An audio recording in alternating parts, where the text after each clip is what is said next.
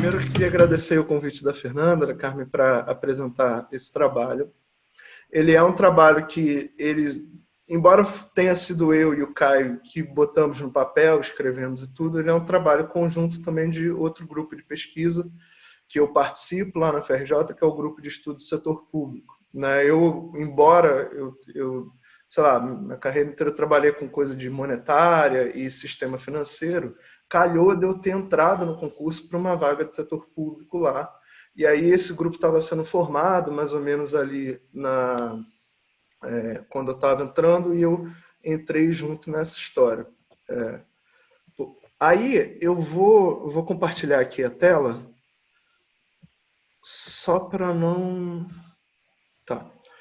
Aí, qual que é a história por trás desse trabalho, né? A gente gravou lá o vídeo no YouTube, fez o trabalho e tudo, mas a gente ficou discutindo lá no grupo de setor público 500 mil coisas que saíram na imprensa sobre essa discussão de financiamento do gasto público, controle da taxa de juros, dívida pública, se a dívida vai aumentar, se tem que fazer financiamento monetário do gasto, coisa e tal. A gente, assim, dia a dia no grupo lá discutiu, fez reunião, discutiu, e deu da gente, não, vamos sentar e tentar botar no papel, tentar organizar um pouco a discussão disso. Ela não é uma nota que vai muito além disso, tá? Não é um trabalho que quer analisar profundamente cada uma das coisas e tal.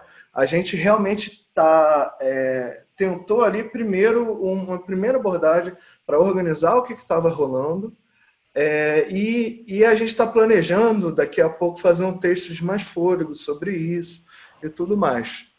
Então, a ideia era ter essa organização mais ou menos do que a gente estava querendo falar com o nexo fiscal monetário no Brasil. Eu acho que tinha algumas confusões sobre a operacionalidade da política fiscal e monetária que às vezes apareciam nesse debate. Tem algum limite de algumas dessas discussões e também, assim, acho que ao fim e ao cabo a gente discute tudo isso para poder ressaltar a importância de eventualmente você redesenhar a institucionalidade da política fiscal, principalmente no país. Então, eu vou começar a apresentar agora os principais pontos da nota. Eu acho que eu não preciso ficar falando aqui meia hora direto. Vocês fiquem à vontade para interromper a hora que vocês quiserem, para não ficar uma coisa tão maçante. Assim, só o roteirinho eu vou discutir. Segue o roteiro da nota, eu vou falar um pouco do orçamento do governo, como que a gente vê de maneira abstrata isso, e como que a gente vê isso no real, como que opera o gasto do governo no Brasil. E a gente vai discutir um pouco os efeitos do suposto financiamento monetário do gasto, nexo fiscal monetário, a noção e a ideia de conta da pandemia e a discussão sobre inflação e austeridade. E aí, no final, tem mais umas coisinhas que eu busquei ressaltar, as polêmicas que estão por trás disso. Tá? Aí, só para falar, toda vez que alguém vai discutir o orçamento do governo, sempre tem na cabeça essa identidade num plano abstrato, que é bom, a gente tem do lado esquerdo, né, as despesas, né, os gastos efetivamente, o investimento corrente, as transferências, né, e os gastos com juros, que estão expressos aí por esse I de taxa de juros versus a dívida pública.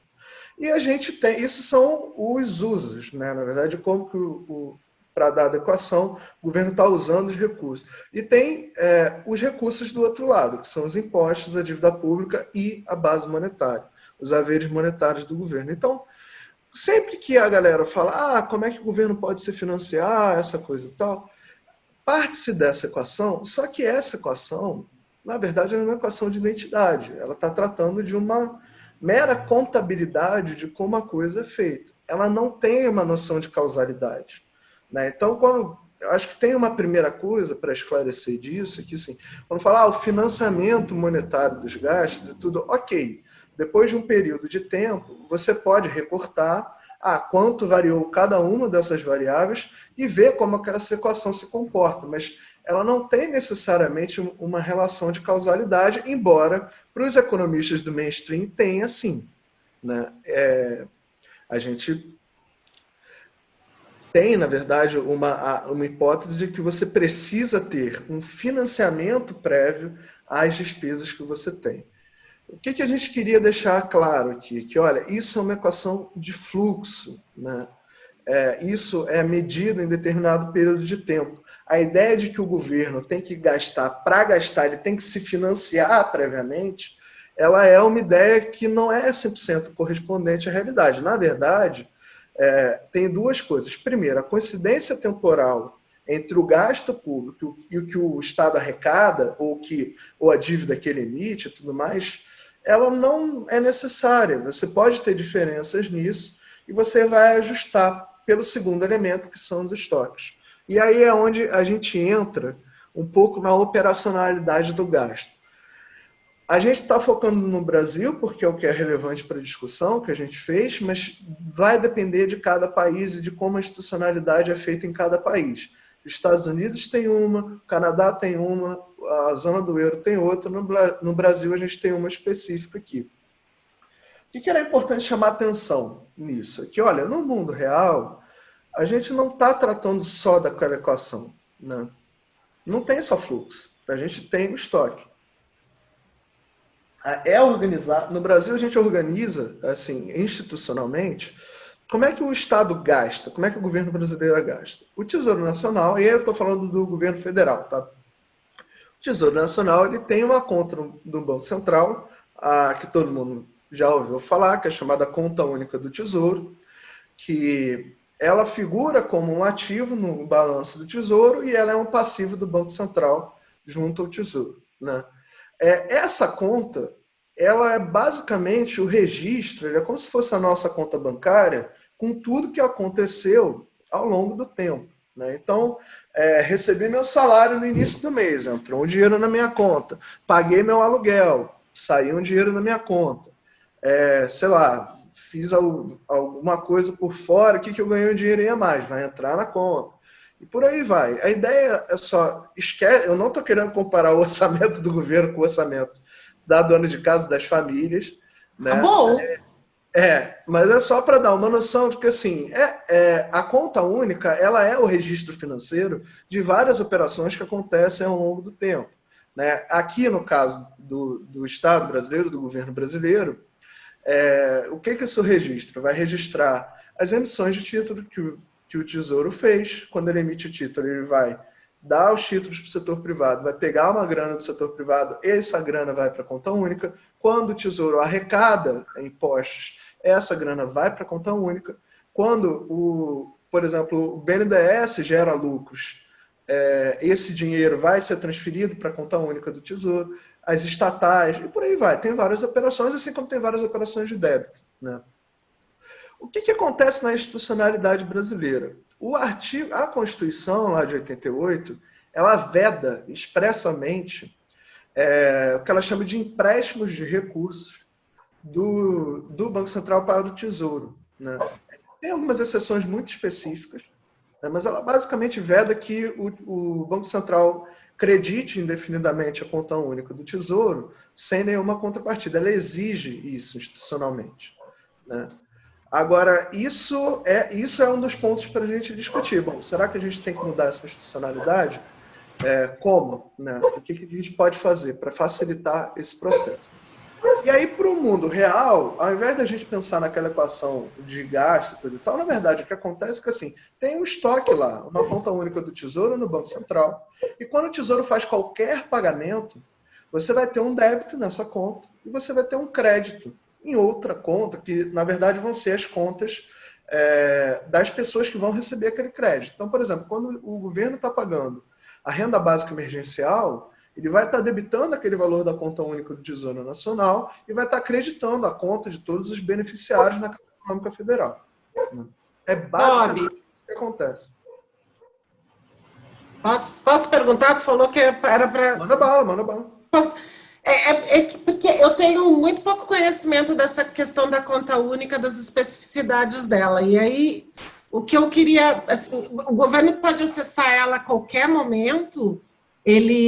quais são os requisitos para ele acessar a conta única? Porque ela tem bastante dinheiro lá, né? Então, em teoria, o governo, na verdade, ele está com uma poupança muito grande. Eu estava vendo um vídeo ontem até do Paulo Clias falando, tem 1 bilhão, 1 trilhão e 300 bilhões na conta única do Tesouro, o governo pode Sim. gastar. Bom, em teoria, sim. Na prática, a institucionalidade opera para que não, né? Qual que é a institucionalidade? É teto de gastos, lei de responsabilidade fiscal, regra de ouro, aquele conjunto de regras fiscais que você tem. Então, o uso ou não desses recursos, ele vai estar vinculado diretamente a essas regras que são autoimpostas, né? A gente pode pensar num regime institucional diferente. Então, tem 1 trilhão e 300 na conta única do Tesouro. Beleza, só que eu tenho um teto de gastos que impede que o governo federal gaste acima do ano passado, reajustado pela inflação. Então, Tudo bem, mas, desculpa, tudo bem, tu tem uma institucionalidade, mas antes do teto dos gastos, que é uma coisa de, sei lá, 2, 3 anos, não sei, depois do golpe foi tudo tão rápido que eu já nem sei mais quanto tempo faz que foi o teto, mas antes já não podia gastar. Sim, não. Eu dei o teto de gastos é o exemplo mais fácil. Sim, né? Mas antes você tinha, segundo a lei de responsabilidade fiscal, você tinha os planos anuais, o orçamento anual. Por que eu não ponho o teto dos gastos no plano anual? Sim, por que eu não uso esse dinheiro que é metade, 1/3 do nosso, não, sei lá, 20% do nosso PIB, para fazer alguma coisa num momento como 2008, por exemplo, então, seja, para não trazer para agora que a institucionalidade está pior.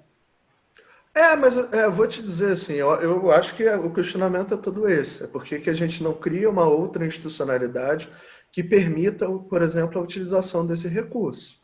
Eu acho que o debate é esse.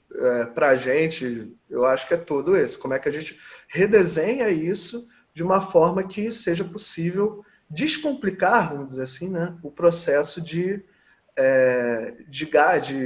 despesa do governo federal mesmo. A gente criou ao longo do tempo, ao longo dos anos, desde 98, depois 2000, depois todas as modificações, desde a Constituição, na verdade, né, em última instância, com esse artigo 164, se a gente for lá atrás, a gente criou restrições à possibilidade que o Estado tem de usar esse recurso dessa forma. Então, cabe agora, eu acho que a gente, não dá para esperar muito que esse governo vá fazer isso, mas cabe a gente agora discutir um redesenho, né, uma reconcepção de toda essa institucionalidade para justamente, né, facilitar todo esse processo, ao invés de dificultar como é agora. Então, o que aconteceu na pandemia? Eu vou e volto, tá? Vou ficar indo e voltando. Na pandemia, o Congresso adotou uma proposta de emenda constitucional que foi chamada de orçamento de guerra. O que ela cria? Ao invés de flexibilizar as regras fiscais que a gente tem, ela cria uma excepcionalidade, que durante o período de calamidade pública, o governo vai poder não cumprir essas regras. Mas tão logo o período de calamidade pública se extingua, ele vai ter que voltar a rezar a segunda cartilha do teto de gastos, da regra de ouro e por aí vai. Então, nesse momento, eu posso acessar essa conta do jeito que eu quiser. Sim, do jeito que você quiser, aí tem todas as complicações mais institucionais. Mas sim, pode. A priori é o que está acontecendo. Né? É o que está acontecendo agora. Você está, basicamente, por uma questão de turbulência dos mercados financeiros, principalmente em março e abril, agora melhorou um pouquinho, em maio, agora no início de junho, mas assim, o Tesouro emitiu relativamente pouca dívida nesse período. Né? Então, e você arrecadou poucos impostos. Então, o que aconteceu você teve que pagar a RBE? Teve. Debitou, o saldo da conta única foi caindo ao longo desse período de uma forma mais pronunciada. Voltando, lembrando a equação lá. Então, se a gente corta por um período de tempo, se você for olhar, sei lá, abril só, ou março só, a gente colocar essa equação, basicamente, o que teve foi um aumento do G, né, e o H subindo. Não teve uma mudança. Mas não é que é financiado, entendeu? É só uma coisa contábil nesse caso. E aí, voltando... Uma coisa rapidinho, desculpa. Fala aí. Não, só para a gente voltar para essa discussão, é que me parece que a gente não pode acessar, mesmo dentro do orçamento de guerra, a qualquer momento a conta única agora. Isso, foi. Não, mas é o que eu falei, tem algumas coisinhas a se cumprir, mas assim, na prática, você eliminou várias das restrições que você tinha antes. E é mais simples agora você usar o saldo de fato. Até porque tem uma vinculação disso com a própria estratégia de colocação de títulos do Tesouro Nacional. Então, o exemplo que eu dei antes é simples. No momento em que está tendo uma turbulência no mercado grande, em que os agentes estão exigindo um prêmio pelos títulos de tesouro, por que o tesouro vai emitir e pagar mais caro, sendo que daqui a, sei lá, um mês ele pode emitir em condições muito mais favoráveis? Nesse momento você usa o saldo da conta única, né? Então tem toda uma articulação, é isso que a gente em última instância chama de nexo fiscal monetário, e de toda essa institucionalidade que vai operar. O Maurício está coberto de razão. O orçamento de guerra ele não resolve todos os problemas. Ele cria uma excepcionalidade que vai dar maior flexibilidade para o governo poder fazer alguns gastos. Mas, ainda assim, ele é insuficiente em termos do que ele propõe em termos de institucionalidade do fiscal no país. Bom, daí deixa eu voltar de novo aqui, que a gente foi longe, né? Mas só para mostrar, assim, operacionalmente, o que acontece? Assim, quando o governo vai gastar, vai debitar a conta única, ele vai acreditar a conta de alguém em algum banco, né? Isso daí vai aumentar o saldo da conta reservas bancárias, que é um agregadão de todas as contas que os bancos têm que manter junto ao Banco Central. Nessas reservas bancárias, a gente tem basicamente recursos referentes aos recolhimentos compulsórios sobre os depósitos à vista e recursos livres que os bancos mantêm, né? Isso é importante porque depois a gente vai voltar nesse ponto. E aí, quando o governo gasta, ele gera uma realocação de dinheiro dentro do passivo do Banco Central. Vai sair as obrigações do Banco Central na conta única e vai virar uma obrigação do Banco Central, na verdade, setor público consolidado, com o setor privado. Dívida líquida, nesse caso, é zero. Mas só que isso é só o primeiro efeito contábil. E aí é que entra, na verdade, o cerne da discussão que rolou nas últimas semanas. Aí é só uma representação do balanço, né? Qual que é a ideia? O que é importante, eu acho que sublinhar? Assim, toda vez que o governo gasta, ele vai injetar moeda nova na economia, né? Então, ele vai modificar, sim, a base monetária, independente de o que ele financiou, como foi financiado. Isso é um resultado exposto. O que interessa é que, no momento prático, toda vez que o governo gastar, ele vai aumentar a base monetária como consequência, né? E aí o setor privado ele tem algumas decisões a tomar. Ele tem uma decisão de, olha, o que eu vou fazer com essa nova moeda? Eu vou gastar? Eu vou guardar? Se eu vou guardar, onde é que eu vou guardar? Né? No banco ou vou tirar o dinheiro e guardar debaixo do colchão? No exemplo da renda básica universal, da emergencial, o que a gente pressupõe é que, na verdade, a maior parte daqueles recursos vão ser gastos, né, em um momento ou outro. Isso, e em algum momento ou outro, isso vai parar na conta bancária de alguém, vai parar nos bancos. Uma discussão que rolou, foi importante assim, no meio disso tudo, aqui, olha, alguns colegas falaram que, mas como o Brasil tem um setor informal muito grande, isso seria, enfim, isso geraria um vazamento desses recursos para papel moeda, efetivamente, as pessoas, ou seja, como se as pessoas fossem guardar dinheiro debaixo do colchão. E tem aí uma discussão que é relevante. Na verdade, assim, sim, se você for pegar a estatística de base monetária, você vai olhar o estoque, né, de papel moeda emitido, papel moeda de poder do público e reservas bancárias, você vai ver que papel moeda emitido é grande, né? Tipo, é bem relevante. Só que o estoque ele não representa o fluxo, na verdade. O que acontece? Por que o estoque de papel moeda emitido é grande? Porque, olha, o que está ali nos depósitos bancários, né, na conta reservas bancárias, lembra que eu falei, é compulsório, mas recursos livres. Compulsório é determinado por uma regulamentação do Banco Central. 21% de todos os recursos de depósito à vista tem que ser mantido sob essa forma pelos bancos junto ao Banco Central. 79% não. O banco vai fazer o que quiser. E assim, é melhor para o banco ganhar alguma coisa do que não ganhar nada. Então, esses recursos livres, eles são praticamente zero, historicamente, em toda conta. Então, quando a gente olha o estoque, parece que se o Tesouro gastar mais 1 trilhão, 500 bilhões vão virar papel moeda emitido, 500 bilhões vão virar reserva bancária. Não, o fluxo não reproduz o estoque. E, aliás, como a gente... Só para ter um dado, assim, quando a gente olhar o resultado de abril, né, você teve um aumento... Eu posso estar errando o número exato, mas a ordem de grandeza é mais ou menos essa que eu vou falar. Teve um aumento de 18 bilhões da base monetária. Aí, desses 18 bilhões, 14 foram em depósito à vista. E 4 em papel moeda emitido. Mas depois a gente volta a esse ponto, se for mais relevante.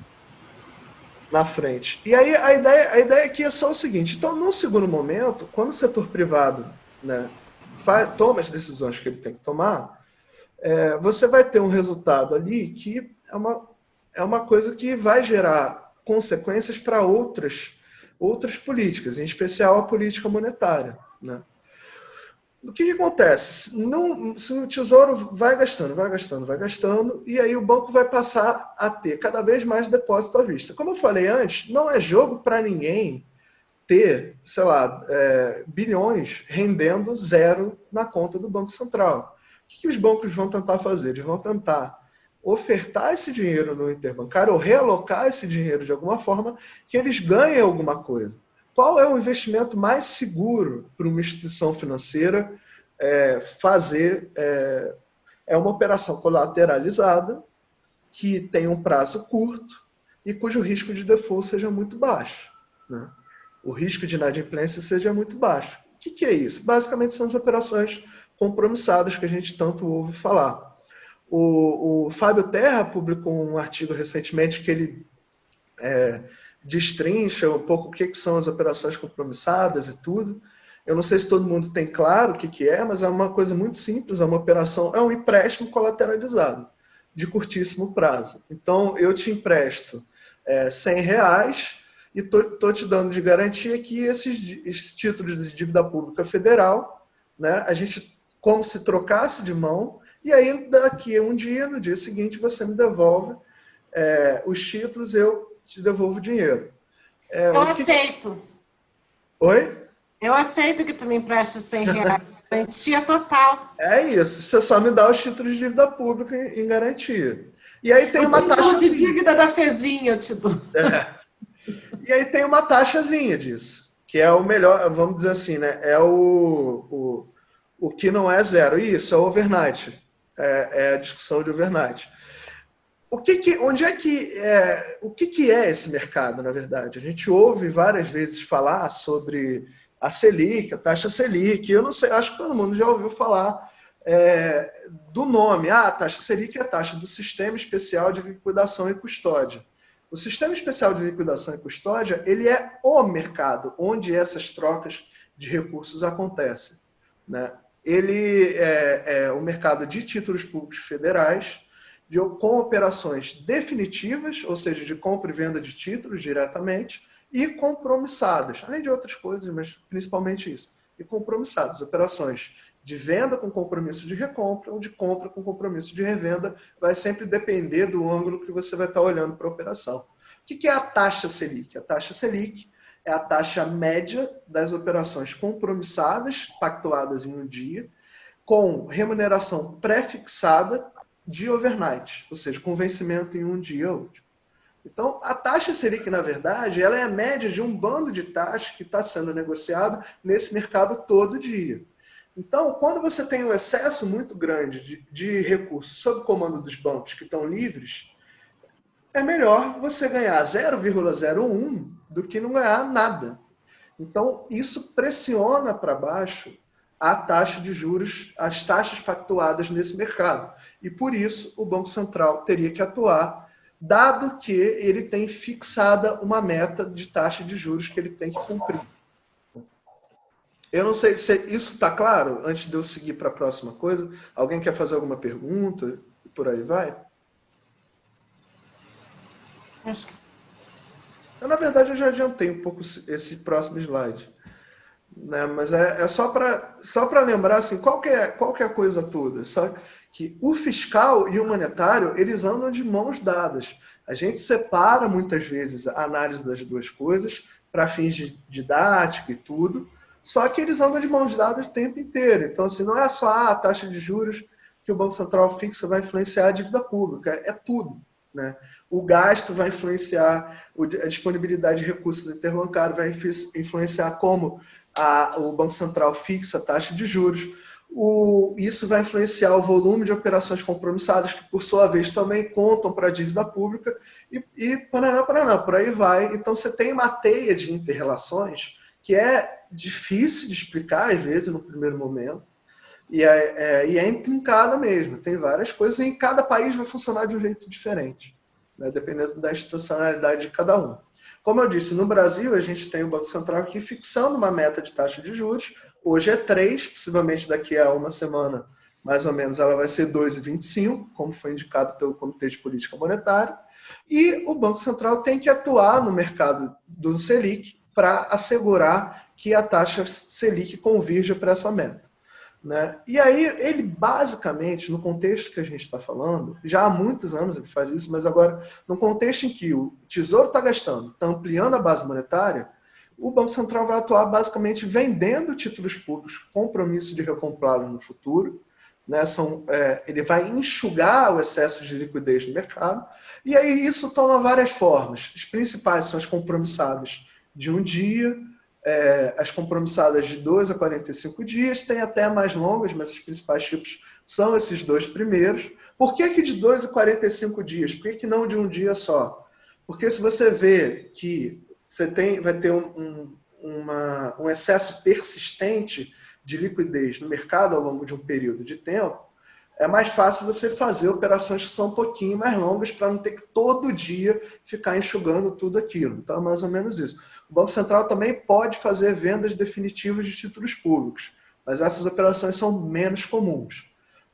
Todo dia vai lá o Banco Central gerar quase 500 bilhões de compromissados de um dia, e aí volta e meia ele vai fazer operações mais longas, né, para poder dar conta disso. Norberto, o que acontece? Diga. Essas operações mais longas são com taxa diária, desconhecida, ou é com taxa fixa? São taxas pré, em geral. Só que elas não entram para o cômputo da Selic, né? Como eu disse, a taxa Selic é uma taxa de overnight, mas elas vão bater na Selic indiretamente. Como elas enxugam liquidez, elas vão pressionar para cima a taxa do overnight, né? Tá bom. Mesmo mecanismo. Só que, para justamente o Banco Central tem uma mesa de operações, que é o Departamento do Mercado Aberto do Banco Central, que todo santo dia vai lá prever os fatores condicionantes da liquidez, os fatores que vão sensibilizar esse mercado de recursos entre as instituições financeiras e o Banco Central. Uma coisa também que é importante ter na cabeça, assim, o Banco Central atua principalmente via os dealers. Os dealers são instituições financeiras que são responsáveis basicamente por formar o mercado. Então, não é exatamente que todas essas compromissadas vão ser entre o Banco Central e cada agente específico. Ela vai ser, principalmente o Banco Central vai dar o recurso para os dealers e os dealers vão operar isso no mercado. Aí, do ponto de vista dos critérios contábeis, só para todas essas operações compromissadas, elas representam dívida pública, né? Aí depende do critério que você for usar. Se a gente for usar a dívida líquida do setor público consolidado, que inclui o Banco Central, né, o aumento da dívida líquida vai ser correspondente ao aumento da base monetária e das operações compromissadas, né? Aqui o base monetária é basicamente os 21% dos recolhimentos compulsórios de recursos à vista. Se a gente considerar o critério dívida bruta do governo geral, aí nesse caso o Banco Central não está consolidado junto, tá? O aumento da dívida vai ser correspondente ao volume de compromissadas. O que a gente quer dizer com isso? Então, aquela ideia de que o Tesouro pode financiar os gastos com emissão de moeda, que isso não vai gerar dívida pública, Na institucionalidade brasileira, por como ela opera, isso não é exatamente verdade. Existe uma situação limítrofe, existe um limite disso, que é, e se a taxa de juros for zero? Beleza, Du. Tá. E se a taxa de juros for zero, né? Como que isso operaria? Aí, nesse caso, realmente entre dívida pública e base monetária não faz tanta diferença, porque se a taxa é zero, o Banco Central não precisa necessariamente ficar fazendo essas operações compromissadas e tudo. Mas ainda assim, tem que se levar em consideração que a meta que é definida pelo Copom tem que ser cumprida pelo Banco Central. Então, se o Copom definir que a meta tem que ser zero, o Banco Central vai ter que fazer as operações que são correspondentes a essa meta definida. Então, assim, no limite, né, você vai ter sempre algum tipo de operação que o Banco Central vai estar fazendo. Tá? Aí o Edu botou algumas questões aqui. Se poderia distinguir o que é mercado aberto, mercado primário e mercado secundário durante a apresentação. Tá, eu estou falando aqui basicamente de mercados secundários. Tá? Eu não estou discutindo exatamente o mercado primário de dívida pública, não.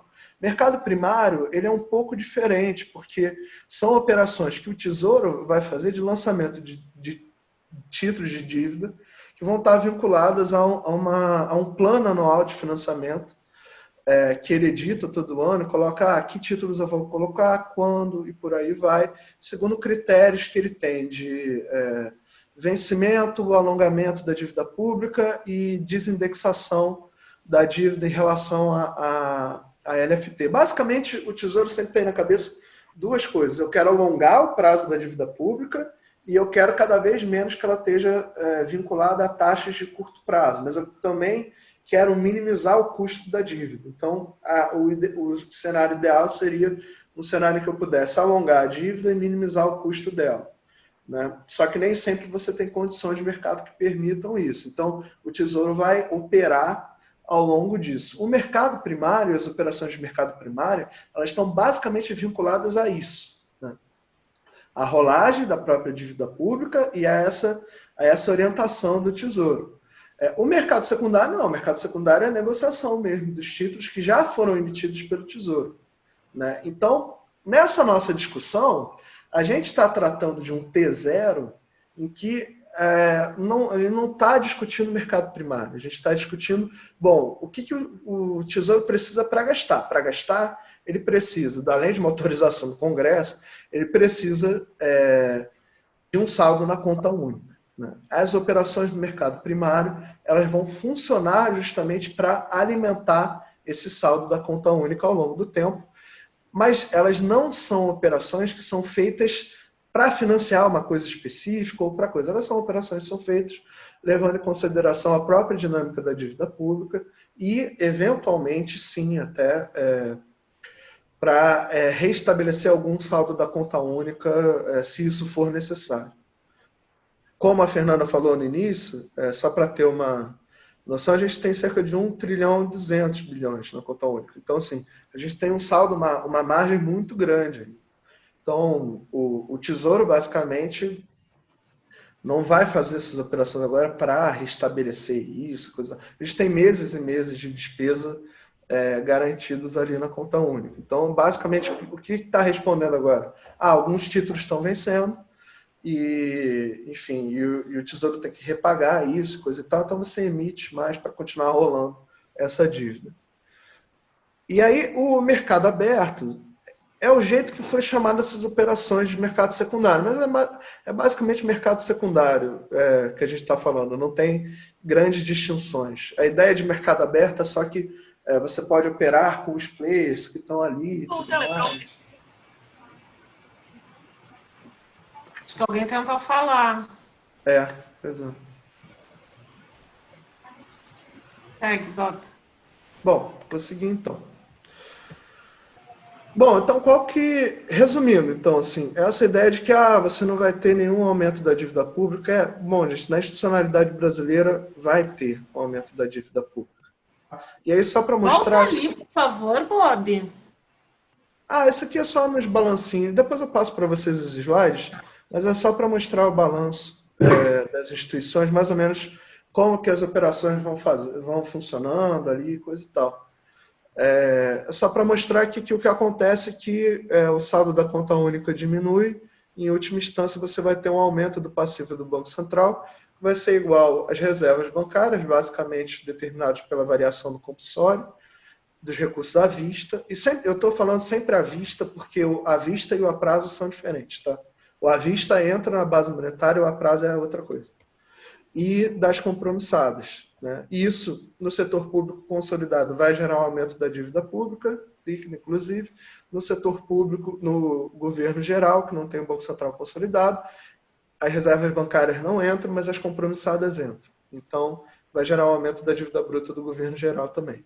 Aqui é só para mostrar que isso aqui é o volume de operações compromissadas no balanço do Banco Central. Porque elas tinham caído muito ali em dezembro, até dezembro de 2019, elas deram um salto muito grande com a crise agora. Esses dados são um pouco defasados, então esse salto é ainda maior. O que aconteceu ali no passado recente? É basicamente saída de dólar. Tá? Quando sai dólar, você enxuga a base monetária, então o volume de operações compromissadas necessárias é menor. E aí agora o que está acontecendo não? Agora, além de você estar tendo uma pressão, né, do ponto de vista dos gastos do Tesouro e tudo na conta única, você também teve uma liberação de recursos compulsórios de depósitos a prazo que foi rebater também no mercado no mercado do Selic. Então isso também responde a isso. Mas tu tem esse valor aberto porque saiu muito dólar agora nesses últimos meses, então. Então, como é que a gente consegue olhar? São vários fatores que vão influenciar todos os dias, né? O dólar influencia, sem dúvida, mas os principais são de fato a conta única do Tesouro, e nesse caso específico, nos últimos meses, foi a liberação do compulsório de recursos a prazo. Tá aí. Tá? Então, aqui, esse gráfico aqui é o volume financeiro das operações compromissadas no Selic, e aí você teve a liberação de compulsório pelo Banco Central, aí isso demora mais ou menos 7 dias para fazer efeito, porque é uma média móvel. Né? E aí bate certinho. Esses dois saltos aqui que a gente vê no volume são justamente esses Liberação momentos de compulsório. de liberação de compulsório. Aí você vai ver aqui, ele não para de mexer. Isso daqui é fluxo cambial, é um monte de coisa que está acontecendo. Inclusive, como eu botei aqui do lado, e eu estou tapando aqui, é a variação do saldo da conta única, né? Que saiu de 1,4 tri, mais ou menos, para 1,1 entre fevereiro e abril. Então é mais ou menos isso aí, só para dar uma materialidade a essas coisas todas que a gente está falando. E aí, só para sintetizar o que eu já tinha falado, bom, o financiamento monetário do déficit não vai impactar a dívida pública? Vai impactar sim, por causa da institucionalidade. É possível que haja uma diferença, e aí essa é uma questão muito importante. Tem uma diferença nos custos que a gente tem hoje, nessa institucionalidade que a gente tem, para uma situação abstrata que a gente não tem hoje, que seria da revogação do artigo 164 da Constituição, em que o Banco Central pudesse colocar dinheiro direto na conta única do Tesouro? Tem. Tá? Hoje em dia, basicamente, essa operação que a gente descreve, você vai ter um aumento do saldo, né, um aumento do custo, ali, mais ou menos, que vai ser Selic, né? E se o Tesouro emitir títulos antes, né, aquela situação, não é esse o foco, não é o foco no mercado primário, né? Mas assim, vamos supor uma situação, então a gente acha que o Tesouro tem que emitir antes dívida para poder financiar todos os programas, todas as coisas que a gente está fazendo hoje em dia. Isso tem um custo. Esse custo vai ser a Selic mais algum spread, né? E tem uma terceira situação abstrata, que a gente revoga o artigo 164 da Constituição, e aí o Banco Central pode financiar diretamente o Tesouro sem custo nenhum. Esse custo é zero, né? Então, tem sim diferenças nos custos. Em última instância, essas diferenças vão ser determinadas pela estratégia do Tesouro em colocação da dívida pública. É o Tesouro que tem a capacidade de minimizar esse diferencial de custos em mercado. Depois, se alguém tiver mais alguma dificuldade, não tiver ficado muito claro essas coisas, a gente volta nisso. Só para eu adiantar e a gente abrir logo a discussão para tudo, né? Então, o que surgiu também, muitas vezes, nesse processo? A dívida pública vai aumentar, então isso é um custo da pandemia, né? A pandemia vai ter um custo que a gente vai ter que arcar no momento futuro. Olha, eu acho que a primeira coisa é que, assim, essa ideia de que a pandemia vai cobrar uma conta, ela, em última instância, ela embute a noção de que o governo brasileiro, o Estado brasileiro, vai ter dificuldade de honrar financeiramente a expansão dos gastos e do déficit público, né? O que está por trás disso? A noção de que a dívida pública vai aumentar, então as taxas de juros vão aumentar também, então a gente tem que seguir com uma agenda de austeridade, né? Olha, o que acontece na prática? A dívida pública vai aumentar? Vai. Isso é um problema? Não, isso faz parte, né? Assim, até o Pércio Arida está virando e dizendo, olha, isso não é um problema, vai aumentar mesmo, né? Agora, como que a gente lida com isso no futuro? Com certeza a minha visão e a visão do Pércio Arida são completamente diferentes, mas assim,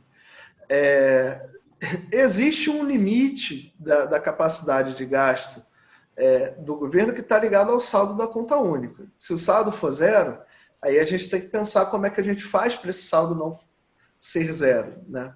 A gente ou emite dívida mesmo, ou revoga o artigo 64 da Constituição e permite que o Banco Central credite a conta do Tesouro diretamente, como é em outros lugares do mundo, né? E se a Selic for zero? Olha, a dívida líquida ainda assim aumenta.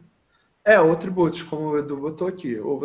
Mas aí o tributos aqui tem um efeito perverso no meio da pandemia, tá? Então, por isso que a gente nem considera. Depende do tributo. Mas o que eu quero dizer, em geral, a potencialidade de arrecadação agora no momento de retração, você aumentar imposto agora, assim, principalmente imposto sobre a renda, é bem complicado. Aí realmente você está certo. Se for um imposto sobre patrimônio, sobre riqueza e tudo mais. Mas ainda assim, a noção de que você tem que aumentar o tributo para gastar antes, não é. Você tem que aumentar o tributo por outros motivos. Isso que eu ia falar, a questão do tributo é muito mais redistributivo, de justiça social, do que financiamento dos gastos do setor público, né? Exatamente. E aí uma coisa que apareceu muito na discussão, e se a gente levar a Selic para zero? Se a Selic for zero? Bom, a dívida líquida ainda vai aumentar um pouco, tá? Mas o custo de curtíssimo prazo realmente zero. Agora a questão é se ele vai ficar zero para sempre. E aí surge de novo a ideia Tem duas coisas aí relacionadas a isso. Uma é que, será que a Selic a zero geraria um problema cambial relevante que fosse impactar a economia brasileira de diversas formas, né? Mas fosse impactar as pessoas que têm endividamento em moeda estrangeira, por aí vai. Você tem uma depreciação grande, você vai diminuir o salário real em dólar, por aí vai, né? E você também tem uma questão distributiva. Você tem uma dívida pública imensa, né, nas mãos de poucas pessoas. E isso é relevante. Então, assim, uma das coisas que surgiu quando a gente escreveu a nota é que, mas vocês são contra o financiamento, o Banco Central poder financiar o Tesouro? Não, pelo contrário. Talvez não tenha ficado claro ali. A gente só disse, é importante que a gente, inclusive, viabilize isso. Qualquer coisa que seja facilitadora desse processo do governo gastar, ela tem que ser acessada. Acho que não tem por que não. E quais os limites disso? Eita, que travou aqui. Quais os limites disso? Muita gente falou em inflação e coisa e tal. Então, eu sou mais radical, inclusive, que o Caio nisso. Assim, o aumento de gastos gera um aumento da base monetária. Isso vai gerar inflação? Bom, se fosse assim, era para a gente ter vivido a pior inflação de toda a economia mundial na última década, mas para além disso, a gente pode considerar fatores objetivos, Né? Se houver excesso de demanda em relação ao produto potencial, vai ter inflação. Se você tiver desequilíbrios no balanço de pagamento mais grave, que vai ter depreciações cambiais sucessivas, você pode gerar inflação. Você pode gerar inflação por um aumento dos custos. Né? Agora, é difícil pensar na situação atual, que a gente tem uma capacidade ociosa enorme, né? Que você tem algum espaço ali no balanço de pagamentos, inclusive, e que você tem os salários completamente deprimidos, que você vai ter uma inflação pela via dos custos ou da demanda. Então, aumentar a base monetária, o gasto do governo vai gerar inflação? Pouco provável. Né? Pode ter algum rebate cambial? Pode, tudo bem, mas assim, não é nisso que a gente acredita. Se a teoria que a gente usa de inflação está certa, não dá para acreditar nisso. Né? E aí, para fechar, e aí a gente abrir a discussão mais ampla e tudo, as mensagens finais, assim, são 4 coisas principais. Uma aqui, no atual arranjo institucional brasileiro de política fiscal e política monetária, o financiamento monetário do déficit, né, e aí, entre aspas, de propósito, ele vai ter impacto, sim, sobre a dívida pública. Sempre que o governo gastar, você vai ter um aumento na quantidade de moeda, sim, na economia. Agora, isso não vai gerar inflação necessariamente. Né? Fixar a taxa Selic em 0 é uma discussão extremamente importante, só que no momento que a gente estava escrevendo esse texto, a gente estava vendo que tinha alguns efeitos colaterais daquilo que poderiam ser indesejáveis em termos de câmbio e fuga de capitais. Então, a gente tentou ser prudente no sentido de colocar, olha, essa frase, inclusive, fui eu que concebi ela assim, olha, eu acho que o Banco Central deve ir tão longe quanto possível nos cortes. Agora, realmente, não dá para ignorar os impactos sobre fluxo de capitais e taxa de câmbio. Eu vou voltar nisso em 2 segundos. E, por fim, eu acho que a gente tem que repensar todas as regras fiscais que a gente tem, né, para que a gente possa voltar a utilizar a política fiscal de um modo que dê suporte suficiente para as pessoas nesse momento, mas que também gere desenvolvimento econômico a longo prazo e tudo. Então, hoje em dia, como está, quando acabar a pandemia, a primeira coisa que todo mundo vai vir fazer é impor uma agenda de austeridade e de mais cortes e de mais coisas, porque a gente tem essas regras que a gente criou e se autoimpôs.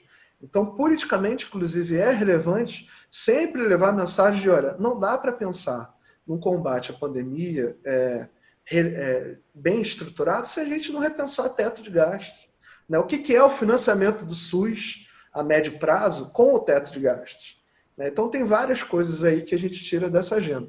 E aí eu tinha trazido algumas das polêmicas, eu já falei isso, mas eu não botei os nomes de todo mundo aqui, não, mas eu posso falar aqui na apresentação.